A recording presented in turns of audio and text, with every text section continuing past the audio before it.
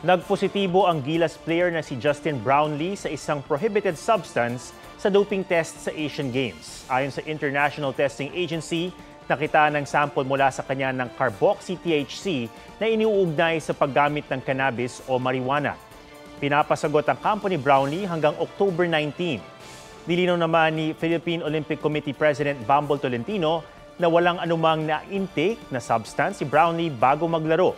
Pero naoperahan siya sa Amerika bago ang Asian Games. Sabi pa ni Tolentino, sa ilalim ng rules ng Olympic Council of Asia, kapag may dalawang miyembro ng isang koponan ang nagpositibo sa banned substances, maaari silang mapatawan ng parusa. Sa kaso ng Gilas, maliban kay Brownlee, cleared naman ang lahat ng players. Wala raw dapat ikabahala ang Pilipinas dahil sa atin pa rin ang gintong medalya sa Asian Games. Sa ngayon, sasailalim sa testing ang isa pang sample ni Brownlee.